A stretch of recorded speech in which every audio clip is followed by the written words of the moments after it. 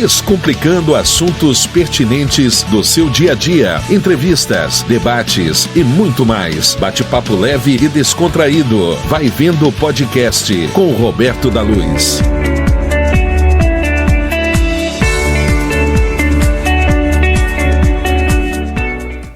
Olá, amigos e amigas. É um prazer, uma satisfação, mais uma edição do nosso Vai Vendo Podcast. Hoje vai ser uma entrevista bem especial, um bate-papo legal aqui. Se eu perguntar para os 40 a mais, se vocês conhecem o César Papiani, talvez alguns não vão reconhecer o nome, mas se eu perguntar do César Paulista, aí todo blumenauense aqui vai lembrar do nosso camisa 10 do Beck de 88, craque de bola, que hoje nós temos a oportunidade de conhecer um pouquinho o começo da carreira dele, onde começou o César Paulista. Depois vamos saber como é que ele se apaixonou por Blumenau, ficou aqui e o que ele encontrou na nossa cidade que o faz contribuir até hoje para o desenvolvimento do esporte aqui na nossa região. Tudo bem, César? Tudo bem, graças a Deus. Prazer estar aqui falando da minha vida de futebol, que é o que eu sempre quis fazer. Um prazer estar aqui. O prazer para mim é muito maior, é uma honra, uma satisfação ter um ídolo aqui, né? Eu te assisti ali no campo do Beck, na Rua das Palmeiras, né? Era um prazer, o Beck à época tinha um time competitivo, né? As pessoas tinham o prazer de andar com a camisa do Beck em Blumenau, e tu era um jogador de altíssima qualidade, com técnica, classe, né? Que deixou muita saudade. A gente espera que um dia Blumenau volte a ser palco de grande qualidade no futebol, como foi ali no final dos anos 80. Mas nós vamos aqui mais longe, nós vamos perguntar onde tu começou, qual é a tua origem, esse nome italiano aí. Tu nasceu aonde, César? Foi até engraçado, como você falou, César Papiani, até eu às vezes esqueço meu sobrenome, porque todo mundo conhece o César Paulista. Eu tenho 3 filhas, até elas perguntam quando está trabalhando, você é filha do César Paulista? Então, realmente o César Paulista pegou. E também acho que devia ser César Blumenauense, porque eu estou muito tempo aqui e também ganhei um título de cidadão blumenauense. Então, hoje eu sou italiano, porque é Papiani, né? Por parte de italiano. Nasci em São Paulo. Joguei na Moca, mas não sou da Moca meu, né? Como o pessoal fala. Porque na Moca tem muitos italianos, mas eu comecei minha carreira no Juventus da Rua Javari, na Moca. O meu primeiro time profissional, com 18 anos. E Blumenau te abraçou, né? Conta a lenda que o César Papiani já assinou o cheque César Paulista, é isso? É que depois de um ano, que quando eu cheguei tinha um outro César aqui, né, um lateral direito. Ele era do Rio, era carioca, mas como eu fui o último a chegar, porque em São Paulo só me conheciam como César, né, o Cezinha e tal. Aí eu vim para cá, colocaram o César Paulista e realmente pegou tanto, porque muita gente talvez não conheça o cheque, né? Mas quando você ia assinar o cheque, eu muitas vezes assinava César Paulista. Foi até engraçado que na época o gerente te conhecia, que hoje é muito mais via telefone, né? Não tem mais nenhum contato. O gerente até me falava, eu vou pagar, mas assina pagava, o nome certo. Mesmo com a assinatura diferente. De tanto conhecer a gente, né? Já era bem conhecido e, como você disse, realmente Blumenau me abraçou de uma maneira, e eu também tenho o mesmo carinho por essa cidade. Tu começou na escolinha do Juventus? Na nossa época não existia escolinhas assim, sabe? Eu morava num bairro da periferia, né? Que a gente era uma família, sempre aquela família normal, né? E morava muito longe até, pegava trem para ir na Moca, de 50 minutos. Então você jogava aqueles campeonatos assim de várzea de amador com 14, 15 anos, e um rapaz, o vizinho, falou pro meu pai, falou, teu filho joga muita bola e tal, mas meu pai queria que eu estudasse, que ele tinha um armazém, né? Uma venda, não sei se aqui em Blumenau chamava. Sim, venda, armazém, venda, né? E eu até trabalhava, eu era o balconista do meu pai, com 12, 13 anos, ajudava na venda, né? Quando a gente vendia arroz e feijão, tudo a granel, não era nem em pacote naquela época. Aí o pai não simpatizava muito com a ideia de jogar futebol? Até que alguém chegou e falou, daí quando me levaram, né? E eu passei, aí depois no teste, né? No Juventus, que foi até uma coisa muito engraçada. O dia que eu fui fazer o teste, eu estava morrendo de medo, porque eu nasci num bairro pequeno, a gente não tinha praticamente nada de você chegar no estádio um pouco maior, e aquele dia eu não ia passar. Mas por incrível que pareça, um dia que eu fui fazer o teste no Juventus, tinha morrido um diretor e não houve o teste. Aí passaram para uma outra semana. E naquela semana eu fui, e talvez vocês lembrem que existia o time reserva, chamava, agora sumiu o meu nome lá, que era a turma do profissional que estava no banco e a turma de 20 anos. E eu com 15 anos joguei contra eles, e lá estava o Brida, que era o treinador, junto com o Milton Buzeto, assistindo o treinamento naquele dia que eu fui fazer um teste. E me colocaram ali dentro, com 15 anos, e em 20 minutos já me arrancaram do treinamento, que eu arrebentei com o jogo, assim, em 20 minutos, 15 anos. Até meu tio que me levou ficou assim, abismado, falou, mas por que tiraram o moleque? Ele falou, não precisa fazer mais nada, esse moleque não sai daqui e tal. Não vamos expor o guri nas divididas aí. E já fiquei ali, já chamaram ele, só que ele tinha que falar com meu pai, que meu pai é um pouco... Não é rígido, daquela família tradicionalista, mais antiga, né? Aí depois que falou com ele percebeu, aí ele deixou eu jogar. E o futebol, à época, não é essa porta da esperança que é hoje, que o jogador ingressa e capaz de ficar milionário facilmente. Não, ao contrário, naquela época você tinha que vestir a camisa e você tinha que mostrar serviço, né? Que eu até estava comentando, naquela época você queria jogar numa seleção para poder ter o seu passe valorizado, né, para um time grande do próprio Brasil, né, um Corinthians, São Paulo, aí para comprar você. Não é como hoje. Hoje, talvez com 18 anos, quando eu já estava em seleção paulista, seleção brasileira, hoje eu rapidamente seria vendido para a Itália. Né? Mas naquela época, por valores muito significativos, significativo, né? Modéstia à parte, a gente acompanha jogos e você vê, né? E essa função que eu fazia, infelizmente, a gente está vendo que está acabando, né? Pois é, o 10 clássico está cada vez menos presente no futebol brasileiro, né? Mas daqui a pouco começa. Eu acho que é uma... Até porque aqui no Brasil também, como você falou das escolinhas, as escolinhas começaram a fazer treinamentos e já cobrar muito, ganhar, aí começaram... E se exige muito também a correria, a força, né? Sim. Hoje, praticamente, a força... O que mais cresceu para mim foi na parte de física e fisiológica, né? Então, futebol, tecnicamente, eu acho que estão um pouco igual, né? O que mais o pessoal pegou é na parte de correria, físico, fisiologia, que na nossa época a gente era cobaia.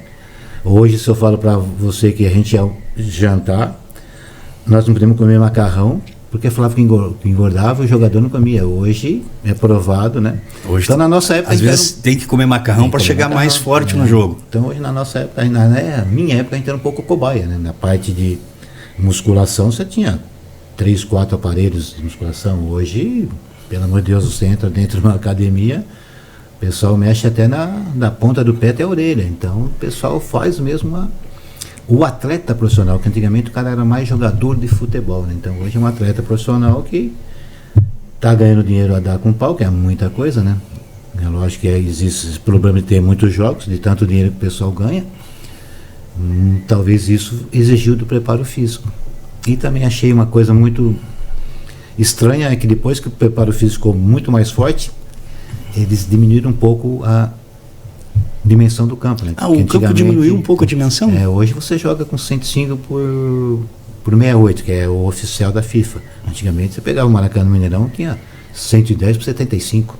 Faz muita diferença, então, faz uma diferença enorme. Então, antigamente você corria menos em velocidade e também em tempo, né? Num campo maior. E hoje você está com um campo menor e uma velocidade muito, muito rápida. Por isso que hoje tem muito choque, muita contusão.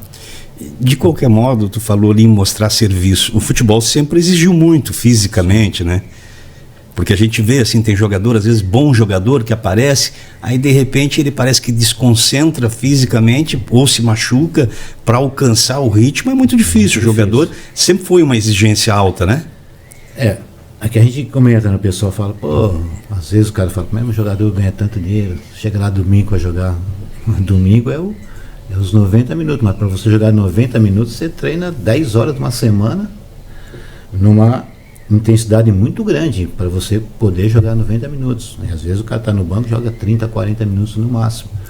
Mas hoje quem não tiver essa parte física praticamente está descartado, não entra dentro de campo. E infelizmente parece que a arbitragem, historicamente, ela não busca proteger muito o craque da bola, né?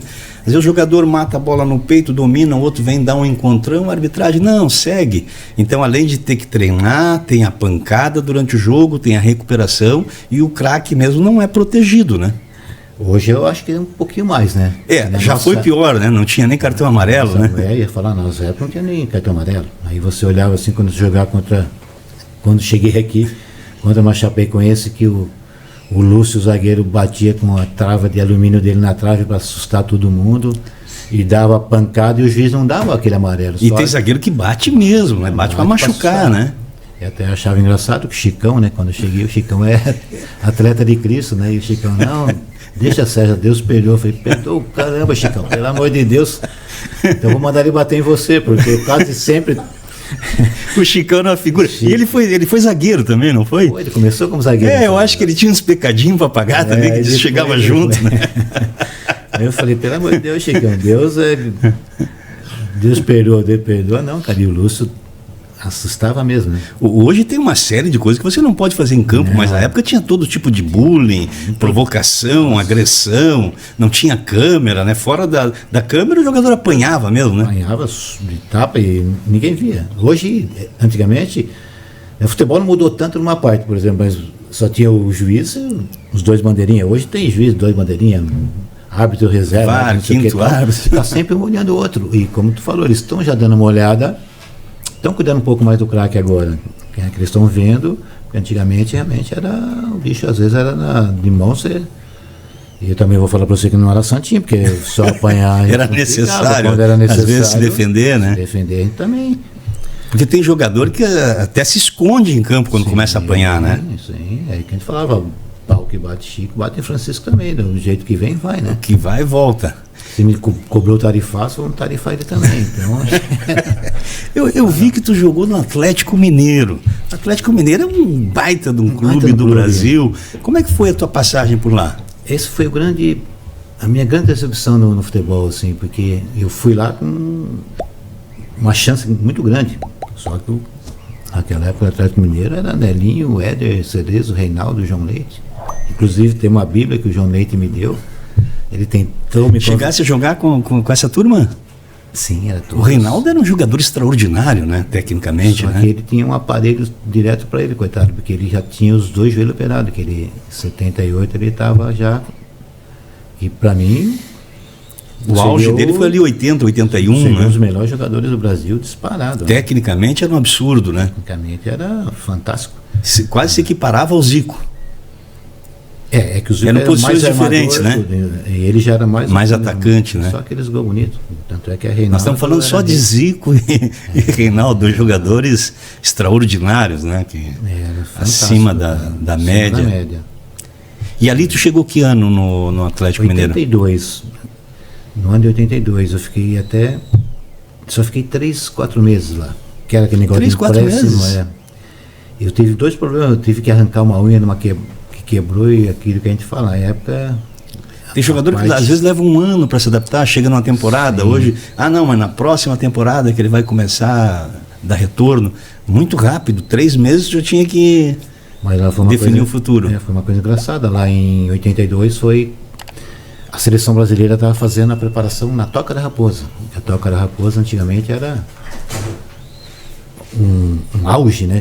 Hoje você pega o centro de treinamento, antigamente o que era Toca da Raposa não é nada. A Vila Olímpica do Atlético, o Atlético Mineiro tinha 2 campos para treinamento, que já era muito.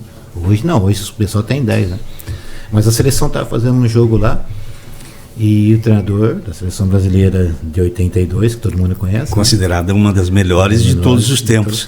Apesar de não ter sido campeão na Itália, mas jogava um futebol espetacular. Isso é uma coisa engraçada, que eu estava no banco do Atlético e estava para começar a jogar, né? Tinha chegado, aí deu esse problema na unha que tive que tirar lá, daí nesse jogo o Tele me pediu para treinar na seleção, porque tem a seleção A, que todo mundo conhece, né? Que era Valdir Pérez, Leandro, Oscar, Luizinho, que também era do Atlético.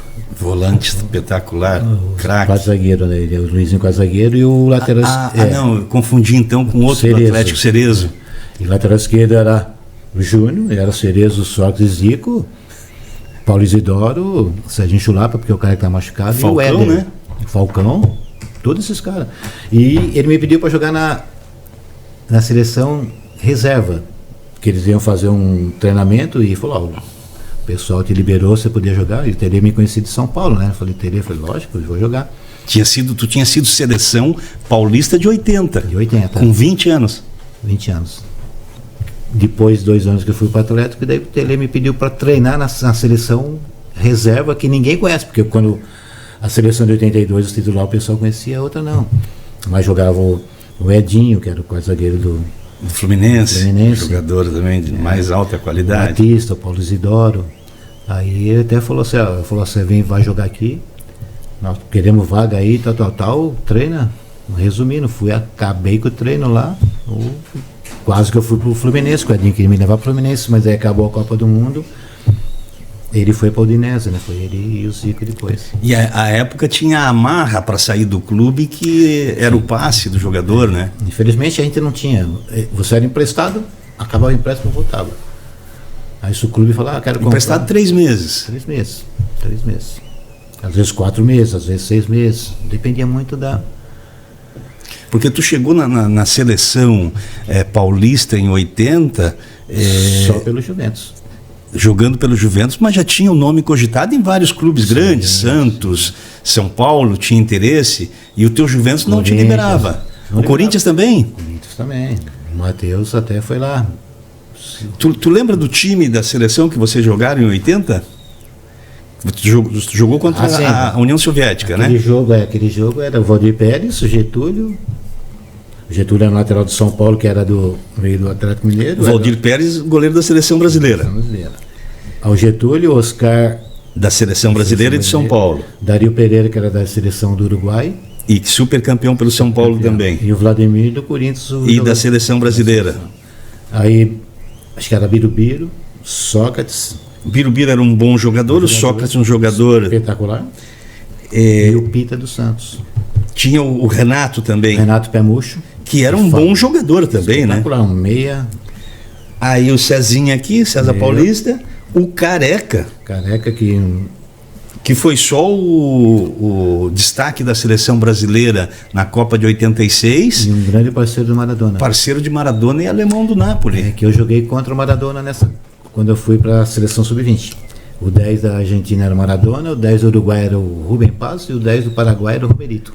Rubem Paz tu jogou com o Maradona, com o Rubem Paz e com o Romerito. No mesmo campeonato. O Romerito jogou no Fluminense, campeão brasileiro aqui, jogador. Era um falso ponta esquerda, né? Ponta direita. Falso ponta direita, né? 7 falsos. E o Rubem Paz foi o 10 do meu time durante muitos anos.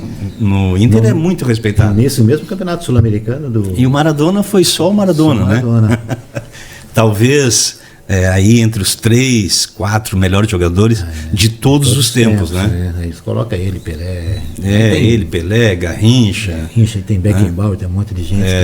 Tem muita gente boa, mas né? Cada um no seu tempo, mas ele extraordinário, né? Tu lembra do resultado do jogo contra esses times? Contra o time do Maradona, Argentina, na época? Da Argentina perdemos de 1-0 o gol. Não foi ele que bateu o pênalti, não, foi o pênalti dele. E eu tenho até uma foto do meu gol. Eu fiz o gol, que o campeão foi o Uruguai. Mas nunca apanhamos tanto na vida. A época se batia muito. Nossa, mais de 60 mil pessoas no centenário, o antigo centenário. Lotado. E aí o pau pegou. O pau pegou. E tu foi titular nesse jogo? Sim, aí eu fiz o gol contra o Paraguai. Que foi um golaço até, mas perdemos também 2-1. Mas foi uma época muito boa. E na época você jogava com, por exemplo, a minha turma, meus amigos, não conseguia ver um jogo nosso. Nem a rádio, na época de 78, passava da sub-20 para cá. E depois, hoje, passa na televisão sub-15, sub-20, sub-17. Assiste em todo lugar, né? O próprio torcedor tem muito interesse hoje, né? César, é um liame muito estreito, né? Entre ser um bom jogador e ser o top das galáxias, né? Tá lá em cima, ter ocupado, porque tu começou ali apontando, pô, cara que vai ser craque junto com Zico, Pita, esses caras da primeira linha do futebol brasileiro. Um menino prodígio, um destaque, aí te seguraram um pouquinho, tu perde o tempo, tu não joga com aqueles craques, porque é diferente você jogar num time recheado de craque, né? Que por acaso você não tá bem naquele dia, os outros, né, jogam e você consegue mostrar serviço, né? Mas nesse jogo da seleção contra a União Soviética, tu foi o melhor em campo, destaque em campo. Com esse timaço aqui. Aí que foi a primeira vez que eu vi meu pai, que foi lá no vestiário, foi no Morumbi o jogo, né? Aí meu pai foi lá no vestiário do Morumbi, daí que meu pai, que na época não é que ele não queria que eu jogasse, ele queria que eu jogasse, mas estudasse. Nós estudava em colégio público, né? Não tinha. E era tudo mais distante, complicado, né? A gente ia de trem, não tinha nem ônibus. Porque, por exemplo, o primeiro teste que eu fiz, eu passei, foi no São Paulo. Só que da onde eu morava para ir no Morumbi, não tinha condução. O meu bairro chama Perus.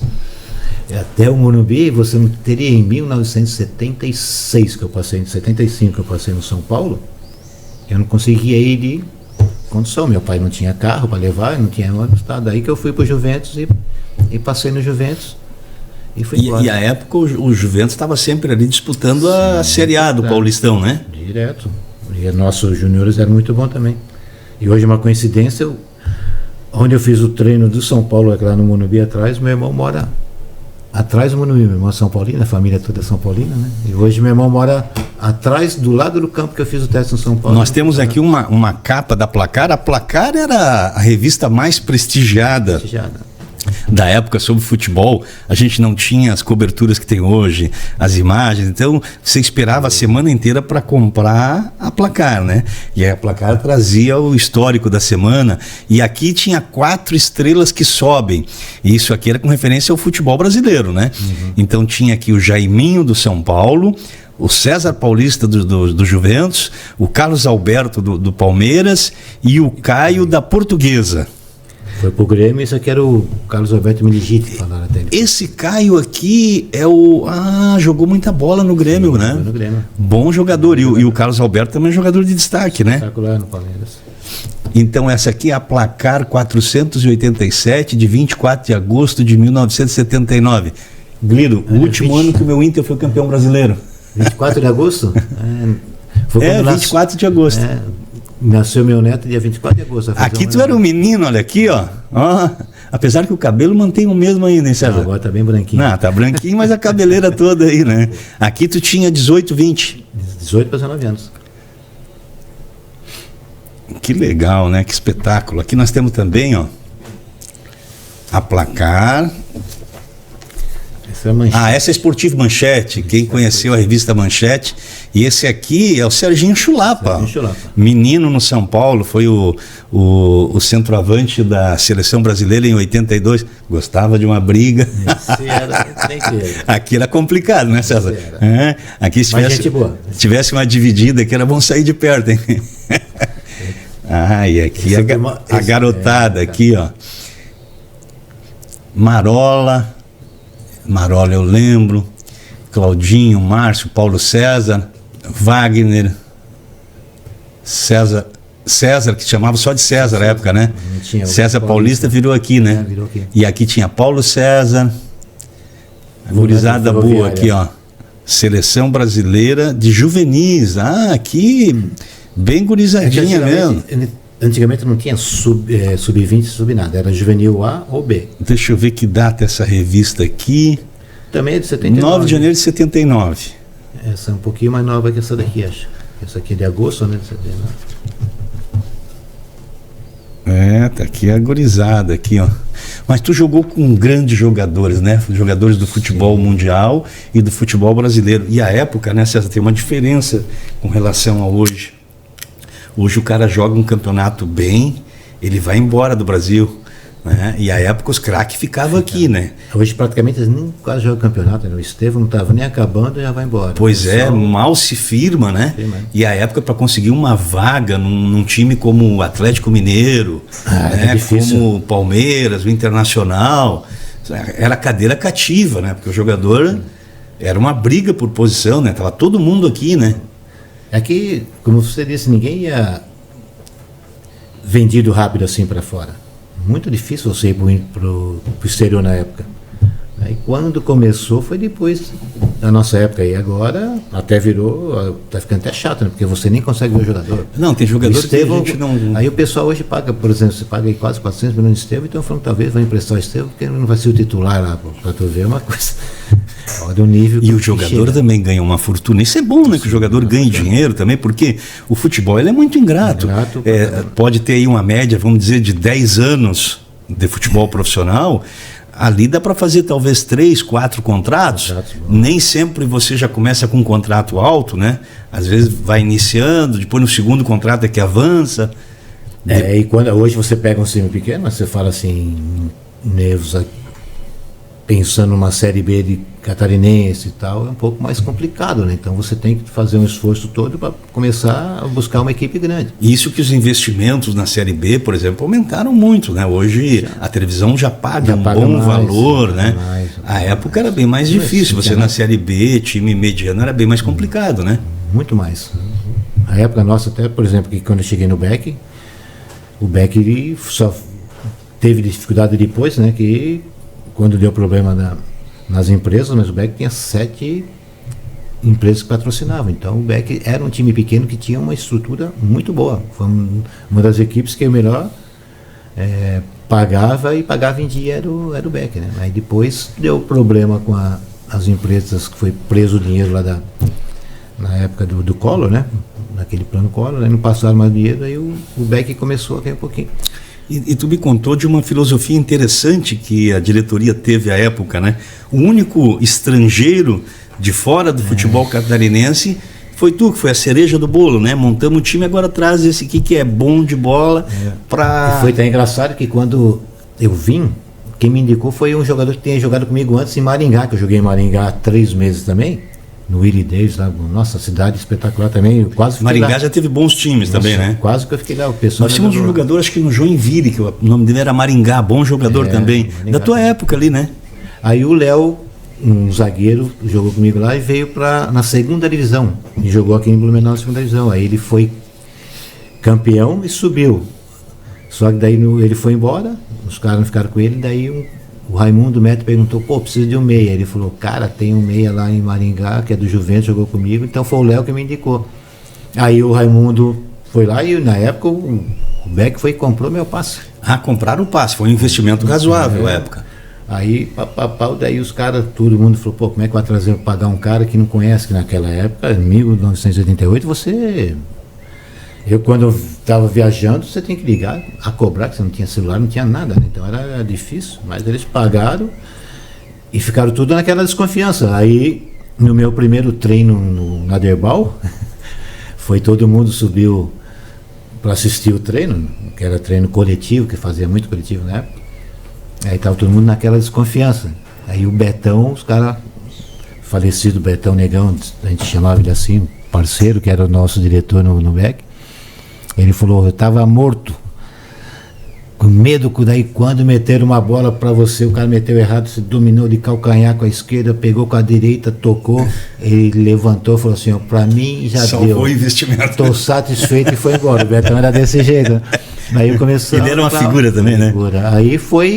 Aí pegou, não saí mais do time, teve aquela contusão que deu um problema. Aí tu virou ídolo do time, né? Virei o ídolo uma referência em Santa Catarina, a qualidade, futebol clássico. Porque eles contrataram só jogadores que jogaram em Santa Catarina. Nenhum. Veio o Laércio, veio o Braulino, que hoje é o presidente do Olímpico. O Braulino já tinha jogado no Fluminense, jogador de goleiro de excelente qualidade. Estava no Figueirense, aí o Alaércio do Figueirense. O Alaércio, um excelente volante, tanto que depois jogou no Grêmio, foi pro exterior, né? O Adilson no zagueirão, que era do Joinville. Xerifão no Joinville, super campeão. O Cid jogou na Chapecoense, o Itamar Gaúcho da Chapecoense, o Chicão permaneceu, que era do anterior. O Itamar Gaúcho já tinha uma história no futebol aqui também, né? Na Chapecoense veio ele, veio o Rogério Gaúcho também, aí tem o Assis, os que ficaram o 13. O 13 que ficaram já de... O Osmair veio depois? Veio junto comigo.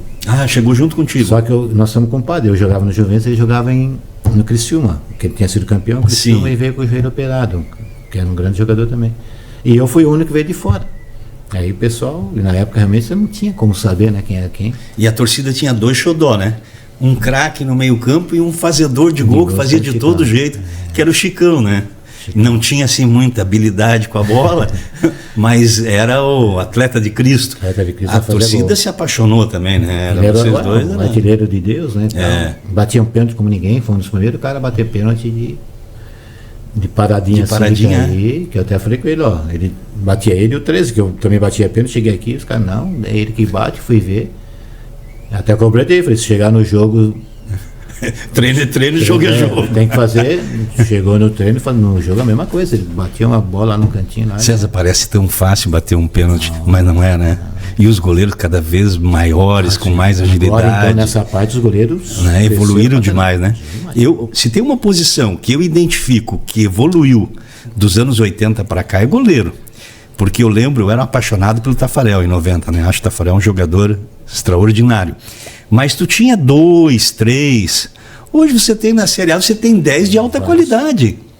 E você vê o Tafarel hoje, não tem nem o tamanho perto. Você pega uma turma, porque naquela época... A estatura dos goleiros avançou demais, né? Com 1,80 m já tinha alto. O Tafarel já tinha avançado em relação ao Leão, aquela turma. Sim, mas né? Não é tão e alto. Hoje eles são baixinhos pro futebol, né? Meu Deus, hoje você pega os caras, quando eles fazem assim para bater um pênalti, parece que eles já estão com a mão na trave. A agilidade que eles conseguem é impressionante. No pênalti mesmo você vê... que hoje cresceu demais a parte física, técnica, né? E física. Hoje eles são treinadores específicos, né, para goleiro. Então, mas tem um pessoal que se empolga fácil. Tem uma gurizada aí que não viu Zico jogar, não viu Pelé, quase nem viu Romário, viu pouco do Ronaldo. Aí vira o Messi jogar, né? Vira o Cristiano Ronaldo. Então eles acham que são jogadores de outro planeta. E aí alguns até fazem uns comentários meio infelizes. Mas se o Pelé jogasse hoje, se o Maradona jogasse hoje, e a gente, se você fazer um histórico, tu vais pegar o Pelé, que jogou com o Rivelino, e o Pelé era extraordinário. Aí o Rivelino, que era um excelente jogador, jogou com o Zico, os dois eram extraordinários. Você vê que a sucessão, você vê que a qualidade, na verdade, não alterou. O que alterou foi a questão física, né? E na época, como tu colocou antes, a época não tinha cartão amarelo, não tinha VAR, né? O jogador apanhava mesmo, né? Eu tenho a impressão, porque assim, aí a pessoa, mas tu nunca viu o Pelé jogar. Eu vi o Pelé tanto quanto eu vi o Messi, porque eu vi pela televisão. Agora mesmo na pandemia, em 2020, a Band, ela reprisou integralmente a Copa de 70. Não sei se tu chegou a rever. Eu vi algumas. Né? Inclusive com nova transmissão e tal, mas é o jogo na íntegra, né? Sem corte nenhum. Então a gente teve a oportunidade de rever o Pelé jogo a jogo. Um maestro extraordinário, né? Uma qualidade... Direita, esquerda, cabeceio... Tudo que a gente vê os jogadores fazerem, alguma parte, parece que ele fazia todas e ainda sobrava para pegar no gol, né? Ainda mais essa. E ele também fisicamente já era... Era diferenciado. A questão física faz muita diferença, né, César? Ele já, até pela corpo negro e tal, ele já era muito forte e ele também... Diz que treinava muito, era muito dedicado, né? Na época do treinamento era do exército, ele era dedicado, ele era um cara... O futebol tem essa exigência alta, né? E passou naquele jogo, você viu lá que ele meteu o cotovelaço no cara, quando o cara deu a porrada no... Apanhou primeiro, olhou pro cara, o cara pisou nele, né? Não, primeiro o cara deu no Félix, quando sobrou foi o Carlos Alberto, depois o cara pisou nele. Pisou nele dentro da área, ele olhou. Hoje ele seria expulso daquele jogo. E seria pelo VAR, né? Porque ali ele foi tão inteligente que ele ainda sofreu a falta.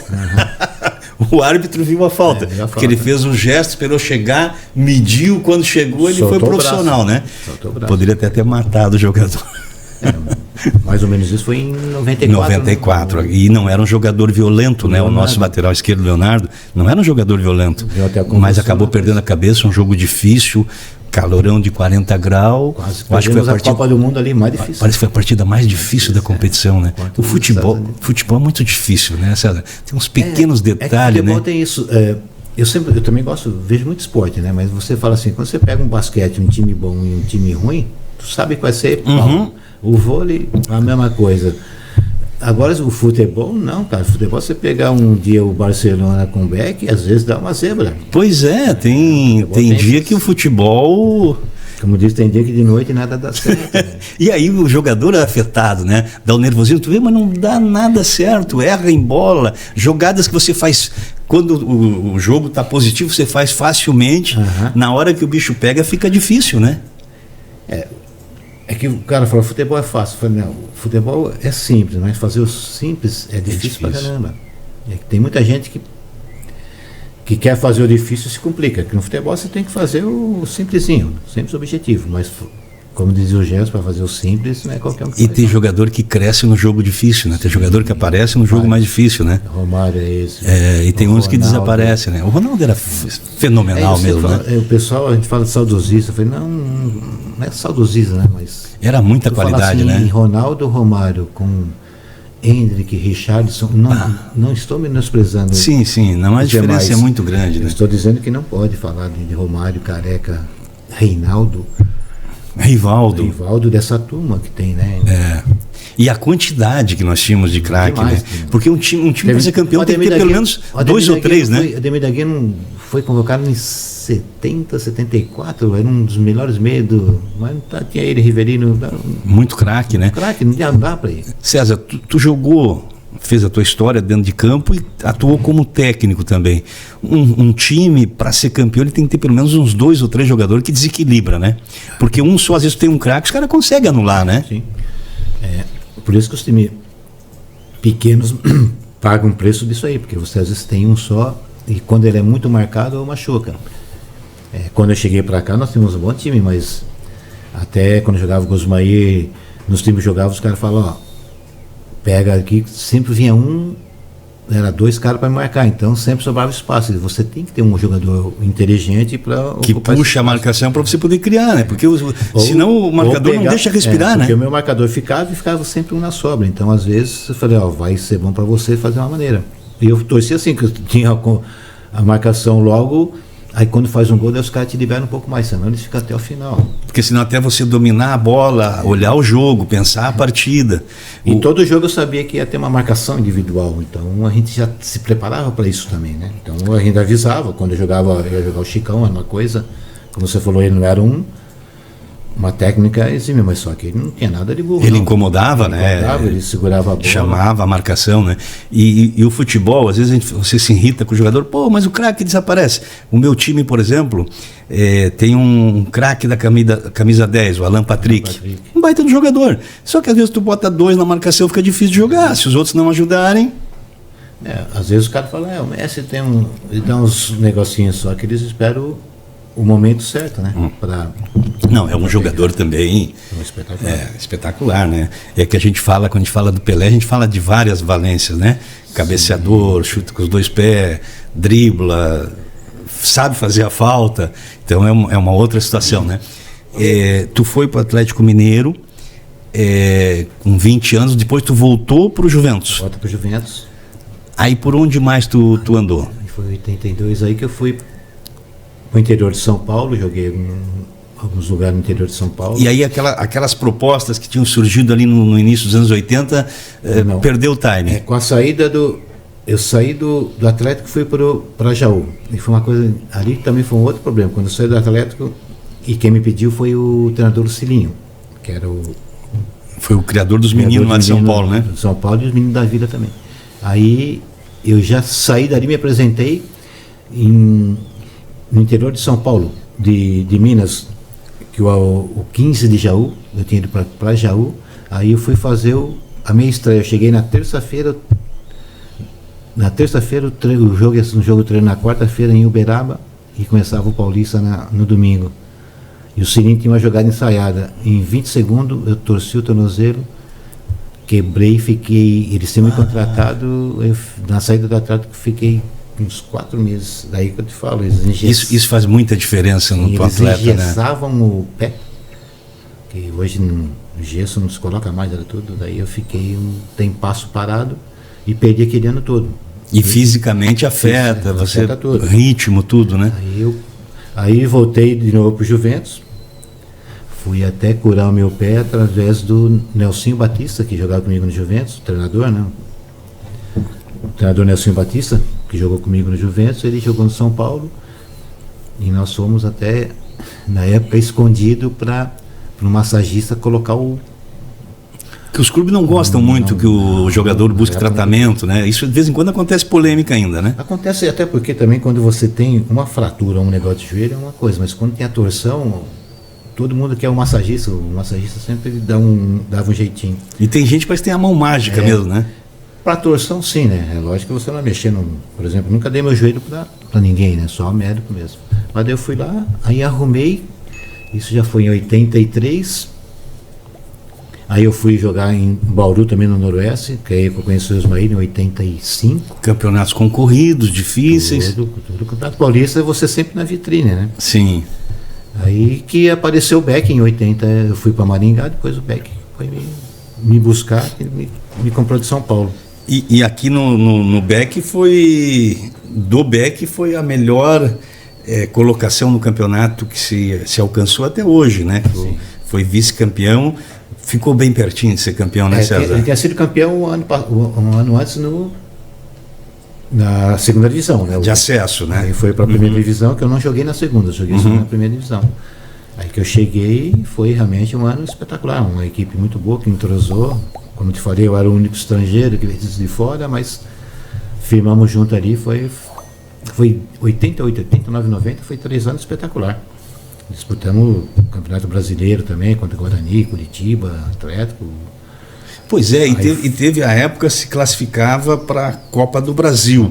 E aí teve 2 confrontos históricos com o Flamengo, de Zico e companhia, né? É que nós somos vice-campeão, aí a gente tinha direito à vaga, né? Aí nós pegamos o primeiro, foi o Operário de Mato Grosso, de Campo Grande. Que é um time tradicional lá também, que está sempre... Aqui foi 1-1. Empatamos aqui 1-1 com o Operário. E fomos jogar lá no Mato Grosso, em Campo Grande, né? Que na época não era dividido ainda, acho que era o Mato Grosso, não era Mato Grosso do Sul, era só Mato Grosso. Aí nós fomos jogar em Campo Grande e lá ganhamos de 1-0. E ganhando de lá a gente já sabia que pegava o Flamengo. Aí já foi uma festa enorme, né? Aí que eu te falo, foi a primeira vez que eu perdi e saí aplaudido. Já perdemos 3-1 do Flamengo. Mas 3-1 foi lá, né? Aqui lá. Aqui foi 3-1 também? 3-1 também. Mas lá jogou bem o jogo. Eu lembro mais do jogo do Maracanã, jogou bem. Aqui nós demos um azar, que tomamos um gol logo, estava bem no jogo, e o nosso Zé Antônio, lateral esquerdo, a bola ia sair fora, ele quis dominar, bateu no gol dele, sobrou para o Alcine e fez o gol. Aí ficou 1-0, aí era difícil. Isso que ano foi, César? 89.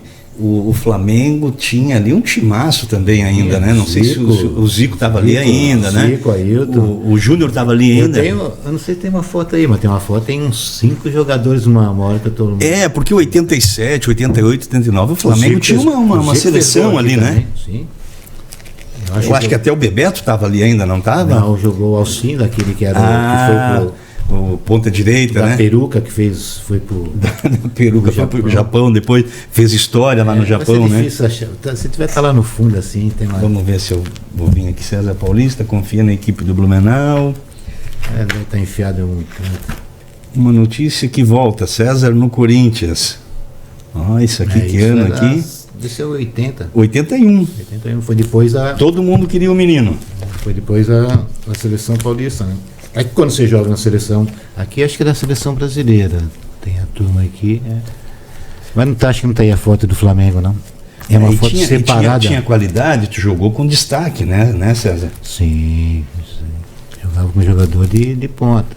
Hoje tu seria um milionário aí do futebol, porque o menino que se destaca hoje na seleção brasileira de novos, ele já não tem como os clubes segurar, né? Eles vendem e jogador recebe uma fortuna, o clube uma fortuna, né?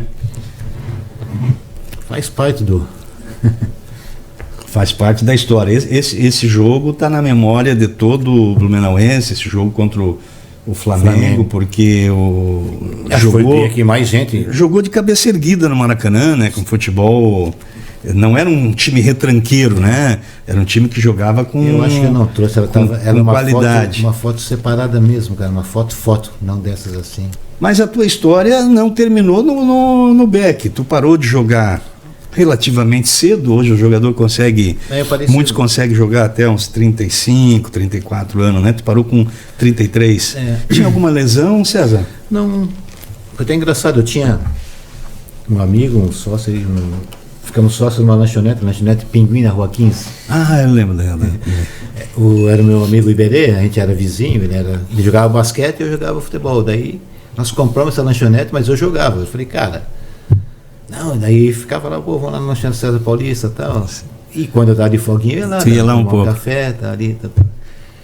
Aí eu comprei essa lanchonete.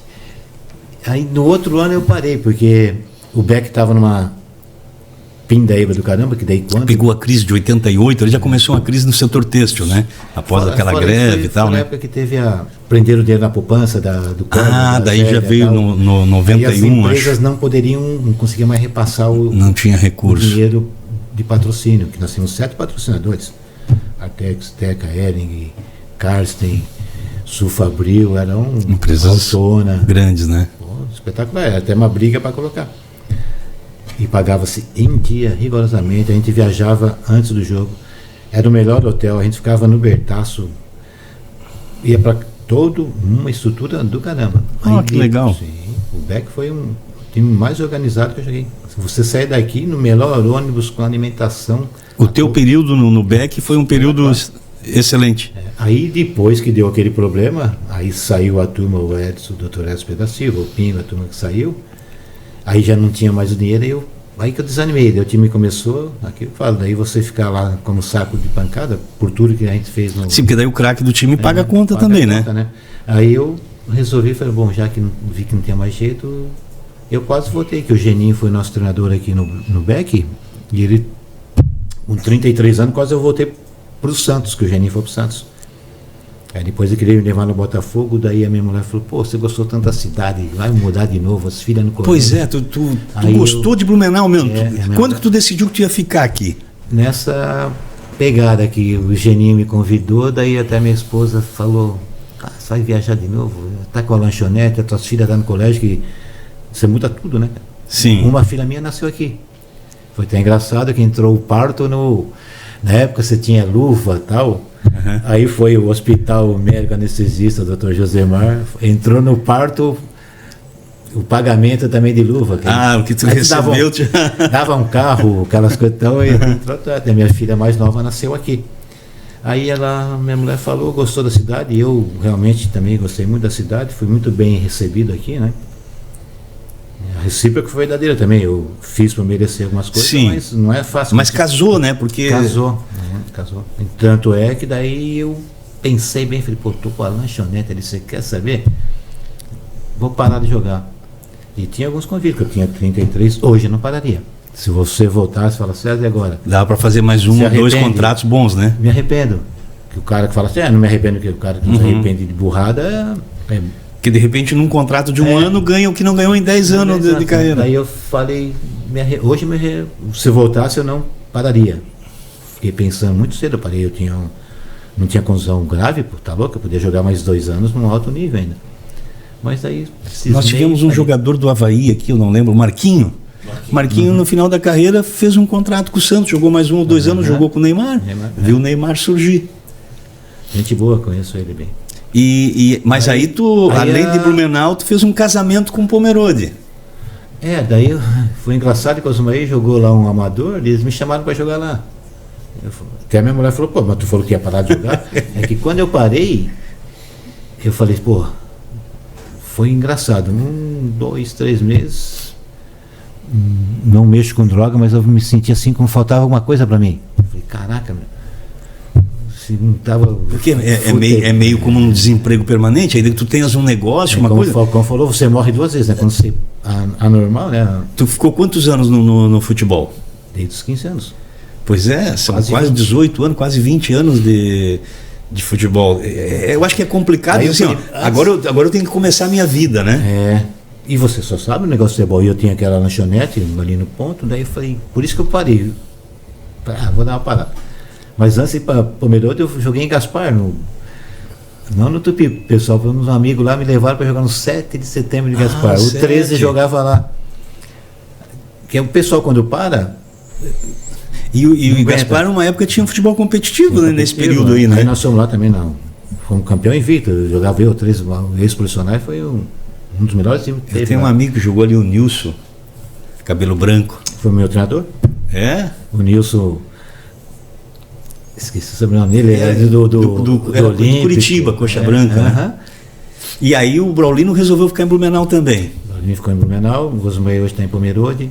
Ah, o Osmar tem Pomerode? Que o Osmar que me levou ao Pomerode, eu joguei em Pomerode, joguei na Floresta, acho que o time que mais joguei, acho que eu joguei 8 anos seguidos na Floresta. 8 anos. 8 anos. E lá também é uma coisa que os alemães, né? Eles gostam do futebol lá, né? Mas tu jogou no Floresta e tu jogou no Botafogo também? Não, só no Floresta. Só no Floresta? Só no Floresta.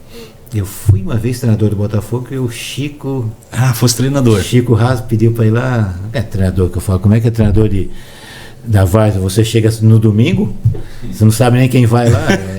Tipo assim, né? Mas eu tenho um amigo do Botafogo lá, o Dejair, que é foi presidente da BCLESC aqui. Sim, muito ligado no Botafogo de lá. Tem uma turma espetacular. Pois é, e eles gostam muito de futebol, né? A estrutura é muito bacana. Não. Os campos bacana. Só que deu uma caída, né? Porque decaiu. Pois é, mas nós tivemos aqui também uma segundona bem competitiva.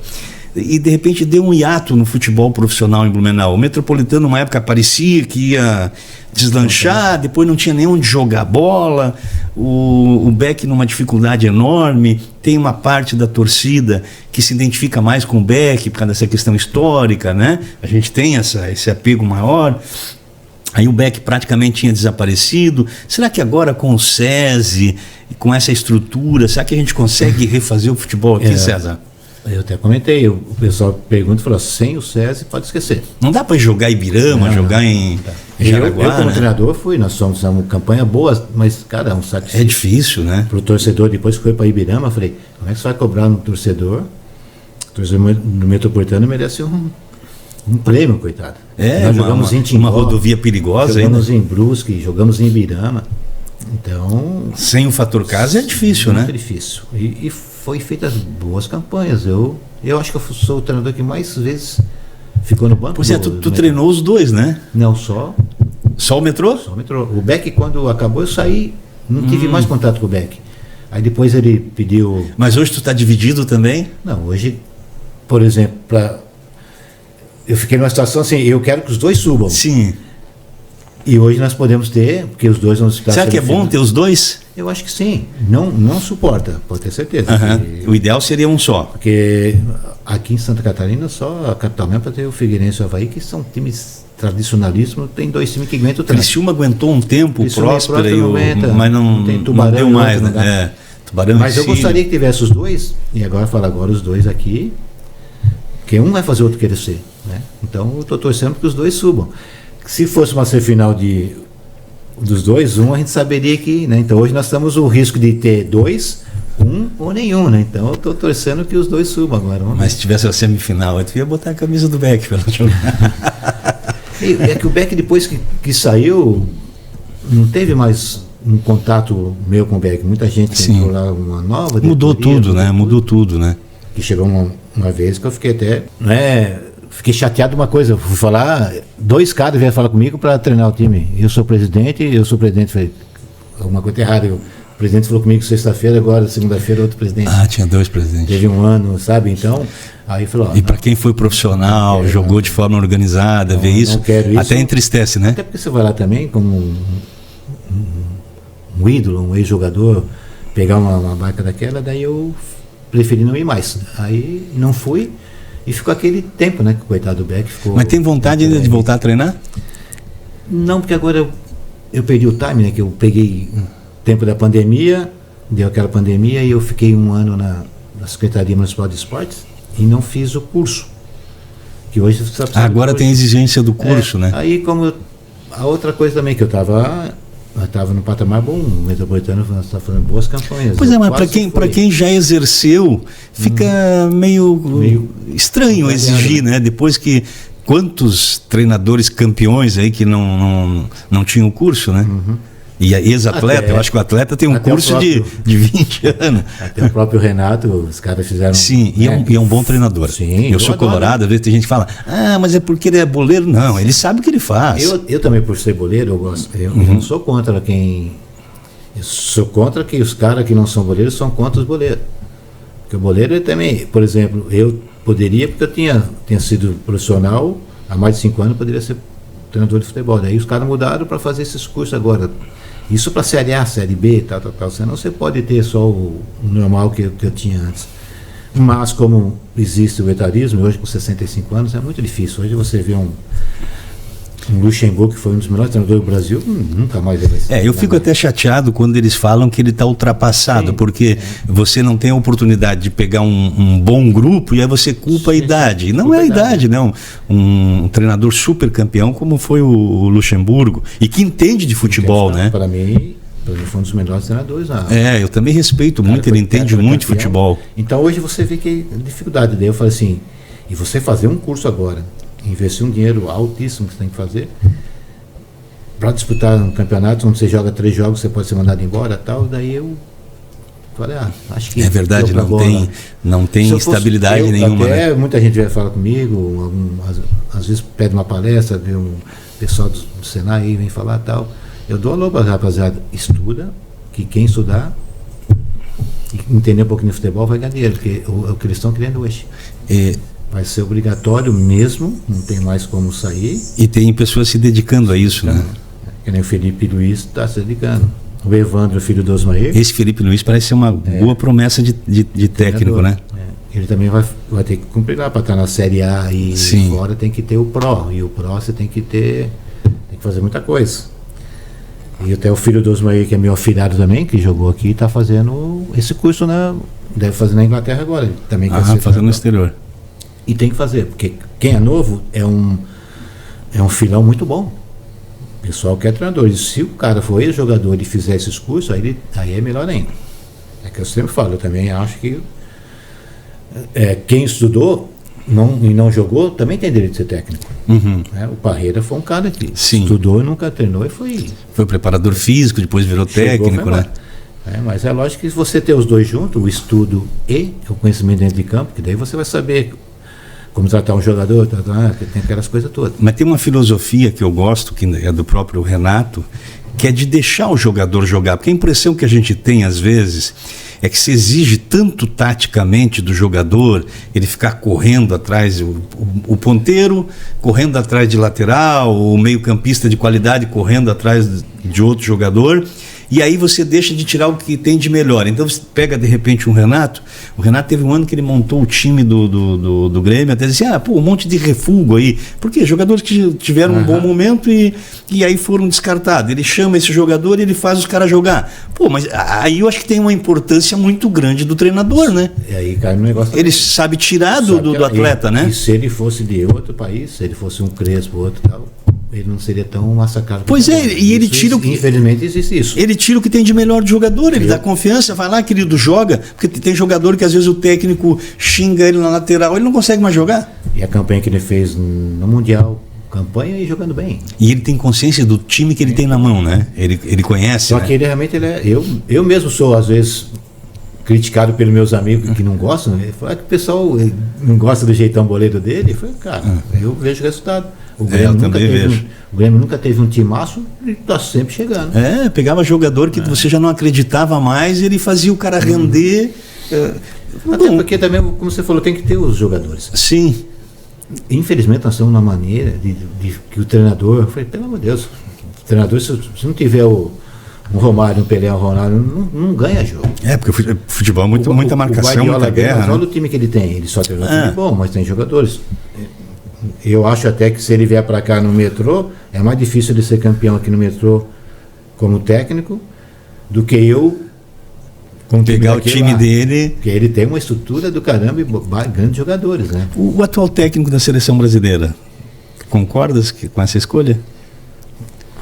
Eu também nunca fui contra vir gente de fora, né? Agora o Ancelotti foi um grande jogador, mas eu acho ele treinador um pouco mais retranqueiro, né? Mas tem uma experiência danada. Mas será que nesse momento nós não precisamos de um treinador meio retranqueiro? É que o Brasil hoje depende muito no sistema, né? Que a gente fala assim, os nossos grandes jogadores hoje jogam na mesma posição. Aí você pega Rodrigo, Vini Júnior, Estevão, é só os tal do Tite que fala, né? Os extremos desequilibrantes. É só extremos equilibrantes, nós não temos... Mas não são pontas, são extremas, né? Extremos desequilibrantes. E o que é? Simplesmente é um ponta driblador, né? Então, hoje, essa mudança de nomenclatura no futebol... Isso mudou, né? Isso mudou bastante até. É a transição, aquelas coisas. Então, é uma coisa assim, mais para enganar que o futebol é uma coisa. Tá lá o árbitro, hoje a única coisa, a regra mais que mudou, fora o VAR, é que não pode mais atrasar para goleiro, tal. O restante é quase tudo igual. Então o futebol não se muda. E o futebol você vai ganhar se você não tiver. O Brasil ganhou quando tinha um Pelé, tinha um Ronaldo, tinha um Romário, tinha um Rivaldo.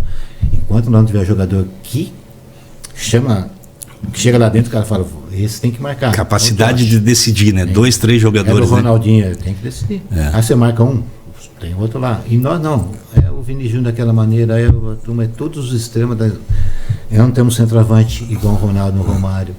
Eu sempre fui muito esperançoso com a seleção.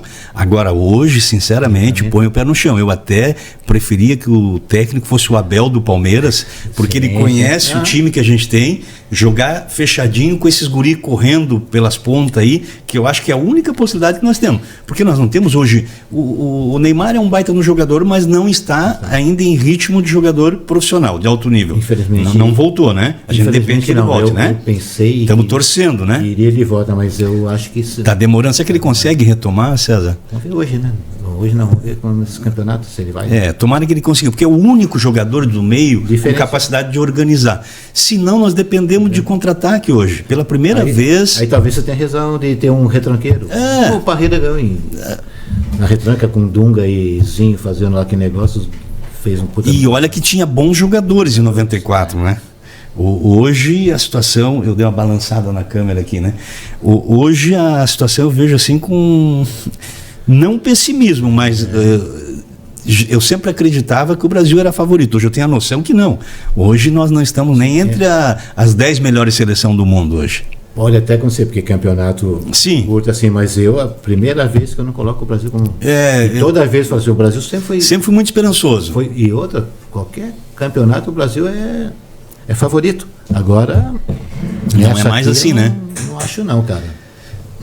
Eu tenho aqui o título de cidadão honorífico de Blumenau, César Papiani. Tinha que pedir para botar César Paulista aqui, né? Até eu fiquei... Que eu fosse homenageado pela Câmara.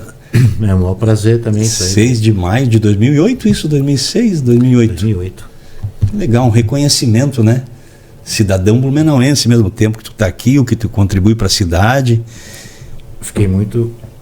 orgulhoso disso aí. Que legal isso, né? Às vezes tem pessoas que não valorizam, porque os vereadores ficam homenageando, mas é uma das coisas mais importantes que tem você reconhecer as pessoas que fazem pela cidade, né? Porque isso que forma uma comunidade, né? Nós somos isso. A gente tem que ter a nossa história, né? Valorizar as pessoas que fizeram bem, fizeram bonito. Tu foi não só um jogador exemplar, como um cidadão exemplar. Eu não lembro na tua história de futebol, na tua passagem por Blumenau, como técnico, uma confusão do César Paulista. Cara, é que eu sempre meu pai falava, não se meta, mas quando se meter também... Mas não se meta, né? Então, é aquela velha história, eu dou um boi para não entrar na briga, mas depois eu dou uma boiada para não sair mais também, né? Então eu sou o cara calmo, né? Muito calmo. Até o pessoal fala, pô, César, eu falei, cara, se ficasse nervoso do futebol adiantasse, eu ficaria. Eu ia lá e vou te falar uma coisa, treinador é um caos, cara. Ser treinador é difícil, né? Vou te falar uma coisa, você perde esses meus cabelos brancos aqui formado para treinador, cara, que não é fácil.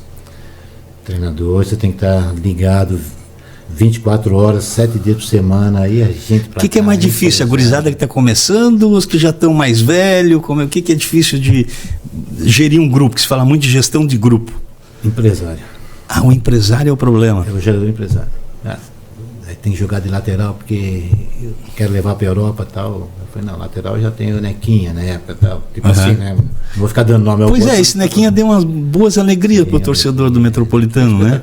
Tem até assinatura, eles me assinaram. Onde é que anda esse menino? Nequinha foi candidato a vereador em Minas Gerais. Ele era que legal. Não conseguiu, Tem algum jogador que passou por ti como técnico que deu uma deslanchada, foi para fora, ou aqui mesmo no futebol brasileiro? Sim.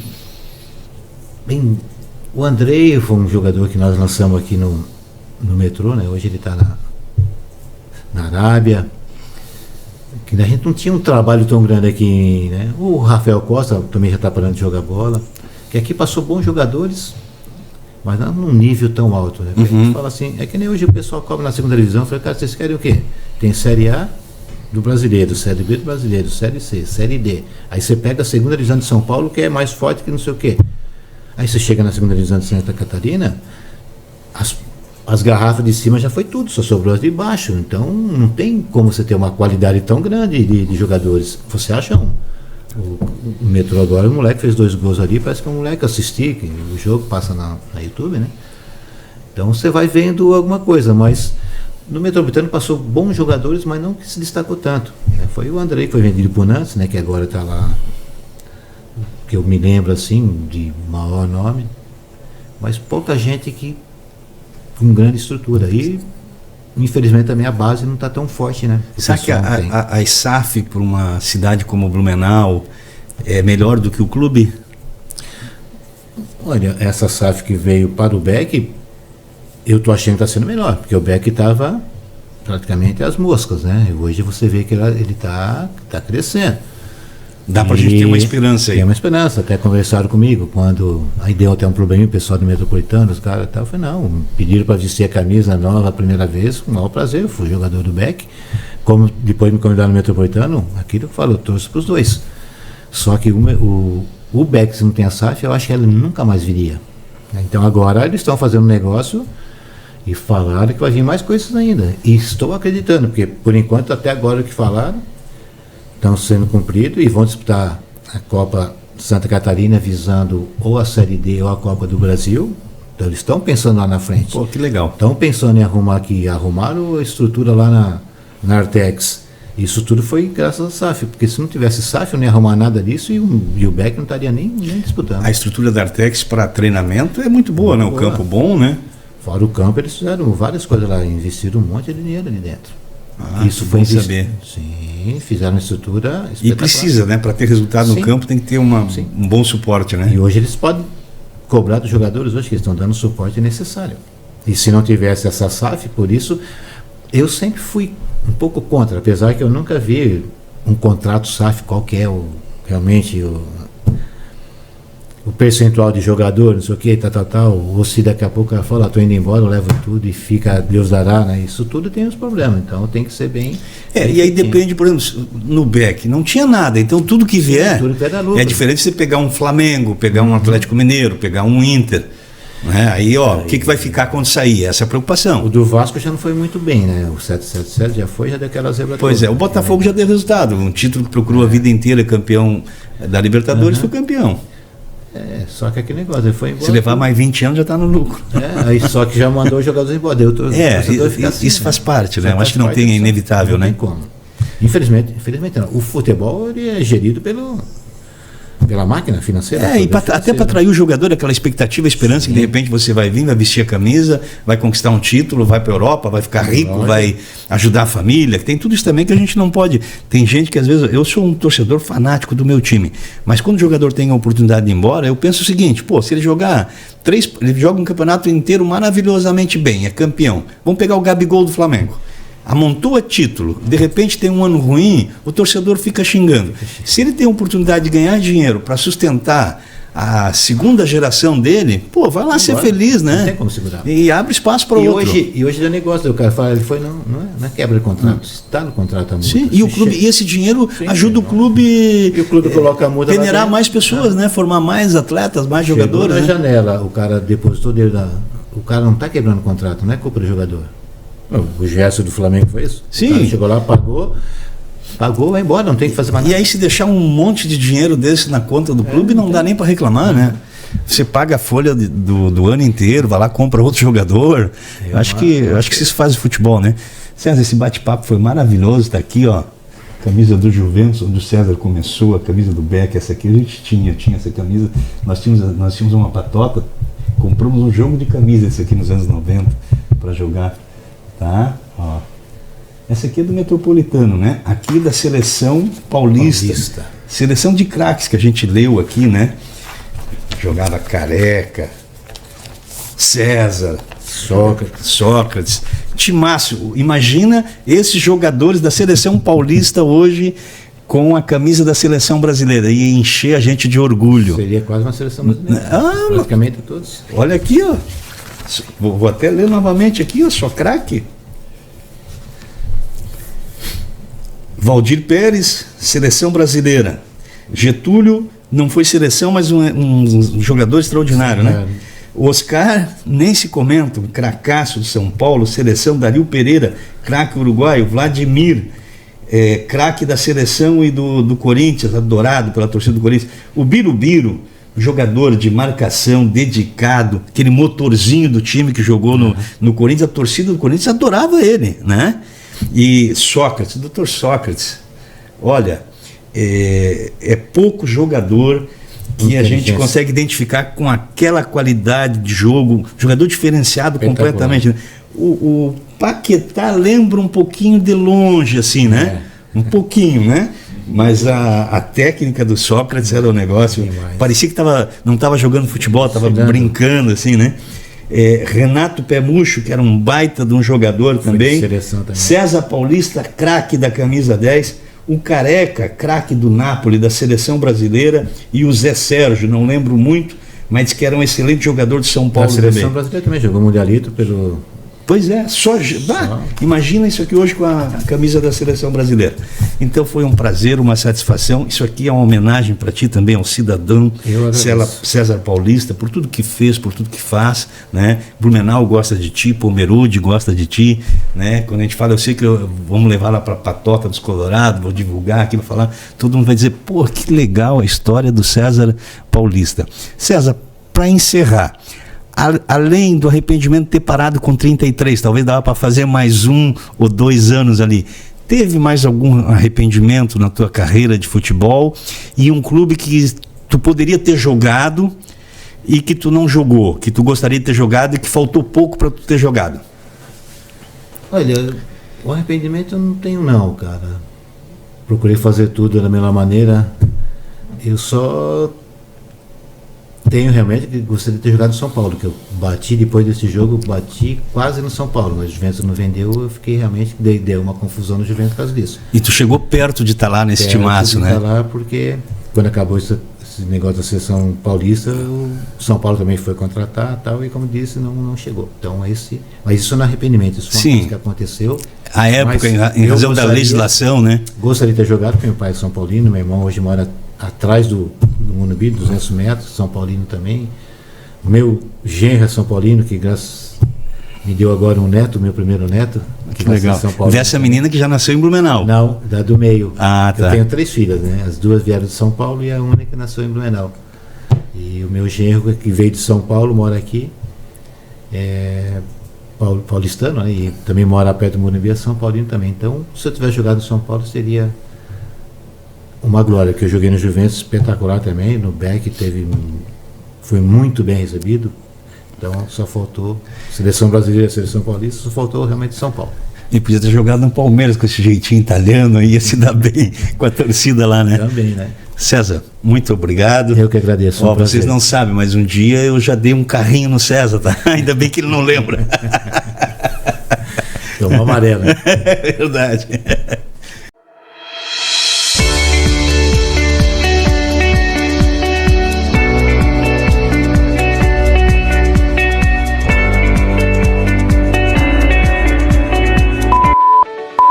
Descomplicando assuntos pertinentes do seu dia a dia, entrevistas, debates e muito mais. Bate-papo leve e descontraído. Vai Vendo o podcast com Roberto da Luz.